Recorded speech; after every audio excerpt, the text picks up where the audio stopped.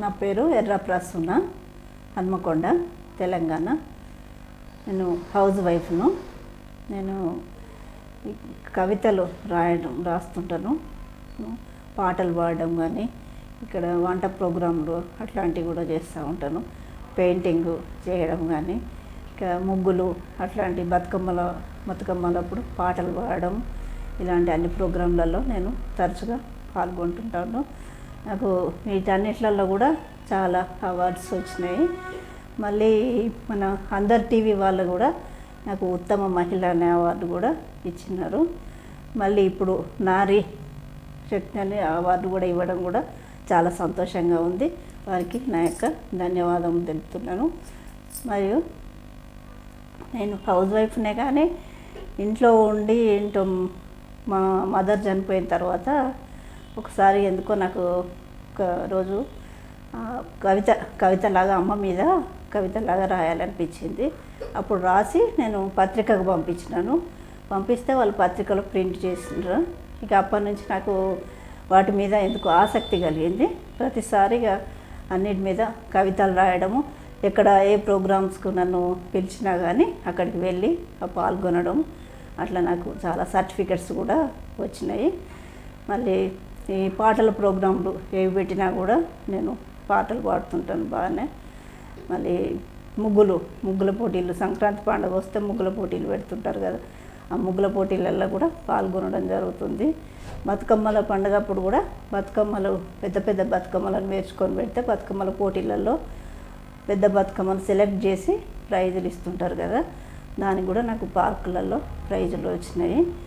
మళ్ళీ ఇంకా దీని వెనుక నన్ను ఎక్కువ ప్రోత్సహించేవాళ్ళు మా అన్నయ్య వాళ్ళు ఎప్పటికూ ఇంట్లో కూర్చొని ఇంటి పనే చేస్తూ ఉంటావు కదా, ఇట్లాంటి ప్రోగ్రామ్స్ చెయ్యి అని చెప్పేసి నన్ను ప్రోత్సహిస్తూ ఉండేది. అందుకటి మళ్ళీ ఇంకొకటి మా భర్త కూడా, మా హస్బెండ్ కూడా నాకు చాలా సహకరిస్తారు. నాకు నీ కొరకు నువ్వు కొంత సమయం కేటాయించుకొని నువ్వు ఇట్లాంటి ప్రోగ్రామ్స్ల కొరకు ప్రిపేర్గా అని చెప్పేసి అనడం, ఎక్కడ ఏ ప్రోగ్రాం జరిగినా కూడా నన్ను తప్పనిసరిగా అక్కడికి తీసుకెళ్ళడం, ఇట్లాంటివి చేస్తూ ఉంటారు అన్నమాట. అయితే ఇప్పుడు ప్రతి ఒక్కరి లోపల టాలెంట్ అనేది ఏదో ఒక రకంగా ఉంటుంది, కాకపోతే దాన్ని మనం వినియోగించుకోవడంలోనే ఉంటుంది. ఏమన్నా ప్రోగ్రాం ఉంటే అమ్మో ఆ ప్రోగ్రాం నేను చేయగలనా అనే ఫీలింగ్ ఒకటి అనిపిస్తుంది. ఆ ఫస్ట్లో నాకు కూడా అట్లా అనిపించేది. తర్వాత ఒక్కొక్క ప్రోగ్రాంలో పాల్గొంటూ ఉంటే మనకు ఆసక్తి అనేది కలుగుతూ ఉంటుంది.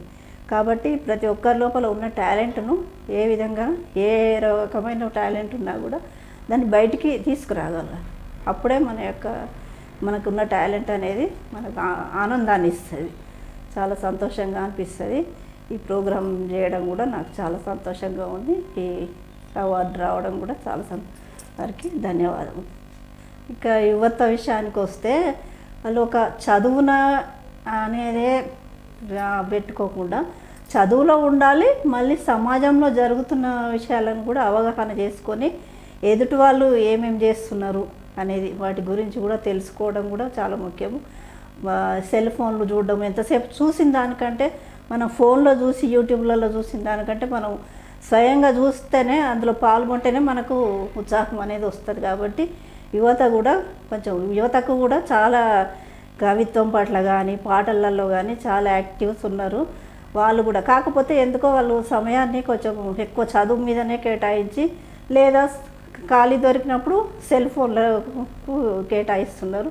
అట్లా కాకుండా ఈ ప్రోగ్రాంలలో పాల్గొంటుంటే మనం సమాజంలో ఉన్న అవకతవకలు కానీ వాటిలో ఏమైనా మనకు అవగాహనకు వస్తాయి. కాబట్టి అవన్నీ కూడా నేర్చుకున్న వాళ్ళం అవుతాం. కాబట్టి వాళ్ళు కూడా బయటకు వచ్చి అన్ని ప్రోగ్రాంలలో పాల్గొవాలి, అందరితో మాట్లాడడం కానీ అవి చేయాలి. ఒంటరిగా ఉండాలి అనే తలపు మర్చిపోయి నలుగురితో మాట్లాడుతుంటేనే మనకు ఎదుటి వాళ్ళ ఉన్న నాలెడ్జ్ అనేది కూడా మనకు కూడా వస్తూ ఉంటాయి. మాకు చాలా వరకు ఇప్పుడు మాకేంటంటే, మాకు చిన్నప్పటి నుంచి కూడా మా చిన్నప్పుడు టీవీలు, సెల్ ఫోన్లు అవన్నీ లేవు. కాబట్టి మేము ఎక్కువ సమాజంలోనే తిరిగేది అందరి దగ్గర.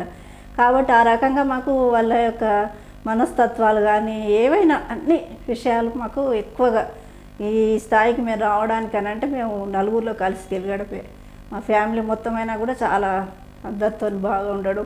బంధువుల ఇళ్ళ ఫంక్షన్స్ అయినా కానీ ఎక్కడికైనా కూడా వెళ్తుంటే కూడా మనకు అక్కడ కొత్త కొత్త విషయాలన్నీ మనకు తెలుస్తూ ఉంటాయి. కాబట్టి ప్రతి చోటికి వెళ్తూ ఉండాలి, అందరిని కలవాలి, పలకరించాలి, మాట్లాడాలి. పగలే వెన్నెలా జగమే ఊయలా, పగలే ఊహలకే కన్నులుంటే,